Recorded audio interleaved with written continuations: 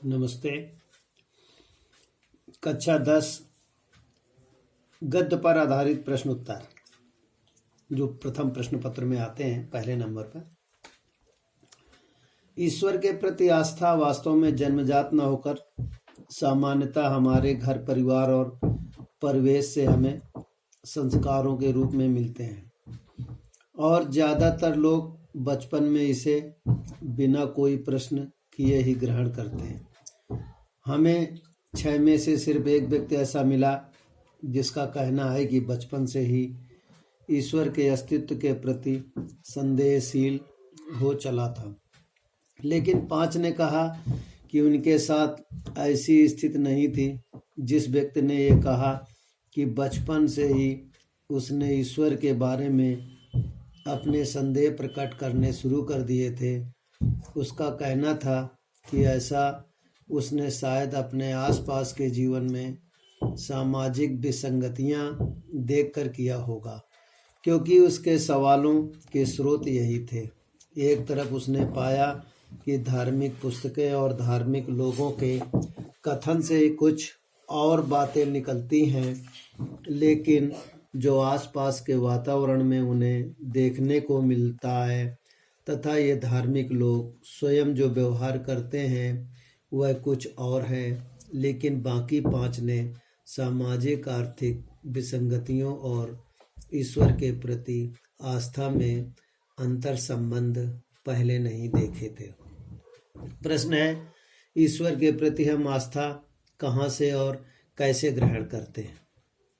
दूसरा प्रश्न है, 6 व्यक्तियों में से एक व्यक्ति किस तरह से भिन्न था। गाय, छठे व्यक्ति के मन में ईश्वर के प्रति संदेह उठने का कारण क्या था। घा है, छठे व्यक्ति ने धार्मिक लोगों की कथनी करनी में क्या अंतर महसूस किया। अंगा है, विलोम लिखिए। ग्रहण, आस्था, उपर्युक्त गद्यांश का उपर्युक्त शीर्षक लिखिए।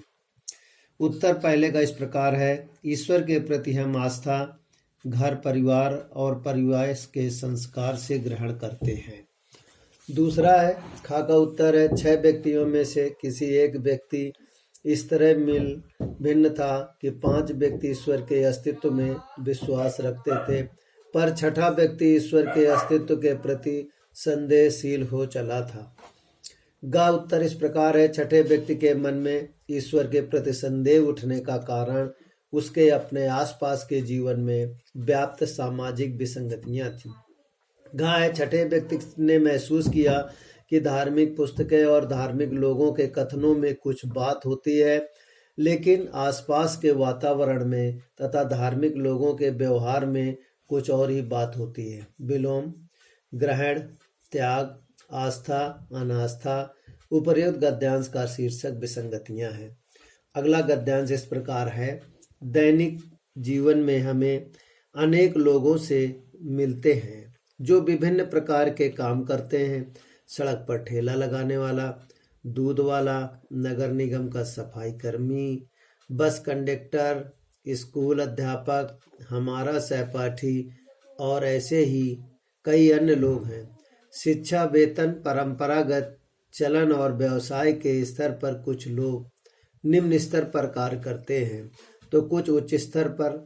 एक माली के कार्य को सरकारी कार्यालय के किसी सचिव के कार्य से अति निम्न स्तर का माना जाता है, किंतु यदि यही अपने कार्य को कुशलता पूर्वक करता है और उत्कृष्ट सेवाएं प्रदान करता है तो उसका कार्य उस सचिव के कार्य में से कहीं बेहतर है जो अपने काम में ढिलाई बरतता है तथा अपने उत्तरदायित्वों का निर्वाह नहीं करता। क्या आप ऐसे सचिव को एक आदर्श अधिकारी कह सकते हैं।